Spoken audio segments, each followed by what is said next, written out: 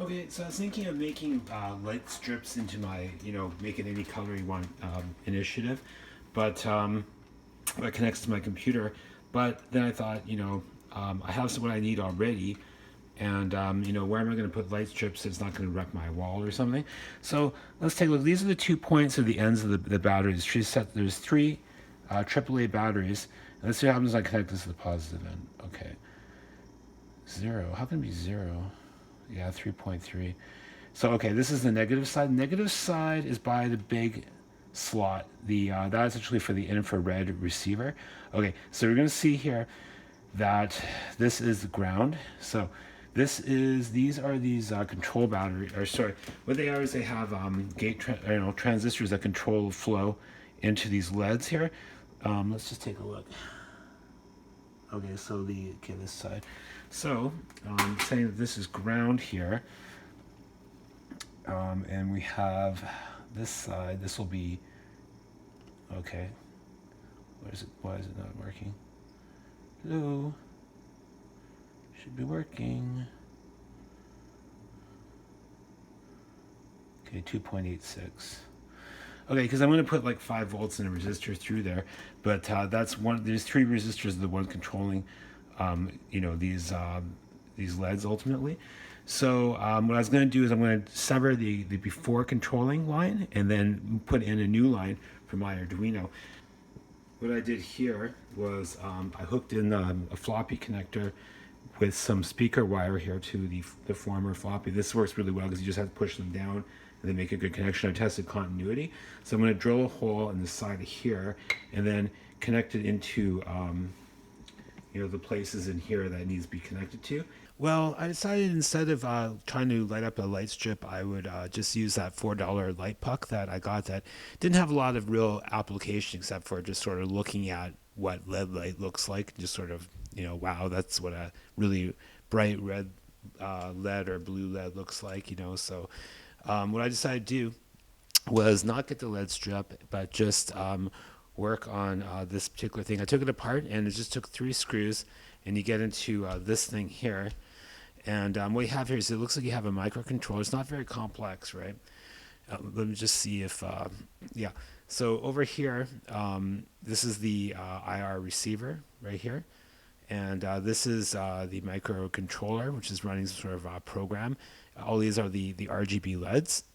You have some resistors. You have these transistors that are putting the battery power directly into all the LEDs at the same time, I assume, right?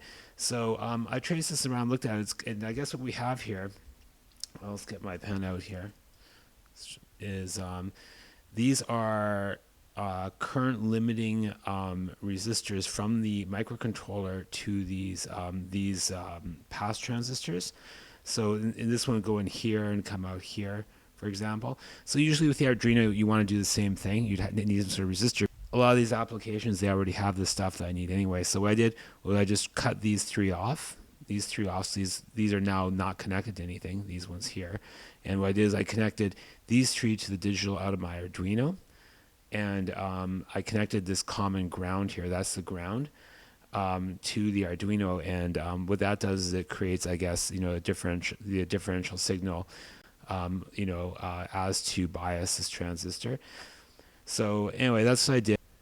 Okay, so this is the final soldering solution, and unfortunately, I ran the soldering iron into this particular lead in this one here, and that's really unfortunate. And I was concerned it wasn't going to work, but it seems to work. So as long as it's going to work, I'm not going to get really too worried about it. But it's the way it goes. What can I say? At least it works. And these are not beautiful, but they're there, and it's kind of good that nothing broke off. It put a lot of strain on the wires. It wasn't a great fit. So yeah, and that's what the puck looks like. I tried to put in some gunk on both sides here to make it stay in place, but it didn't. I don't know if the gunk went down far enough in here to really be effective. It's hopefully effective enough to keep all those wires in. It's you got a 2-way pull and push sort of thing, protection there. And here's the overall setup, and it's a lot neater. It's actually the way I kind of the logic signal high is on, not the other way around. I need the extra wire from the other side, so It just uses this connector, these wires here. So I'm really happy with that.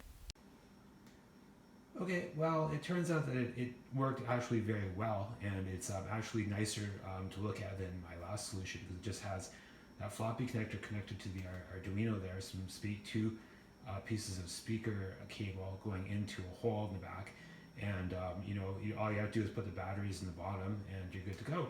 So that all looks pretty slick, and it looks very good.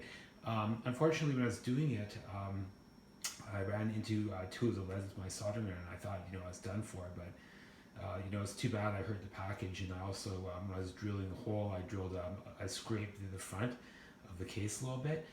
But it seems to have it still works, and it was a $4 thing, and I think it isn't a danger, it isn't like a fire hazard or anything. So I think I'm cool. I think it worked out pretty damn well actually.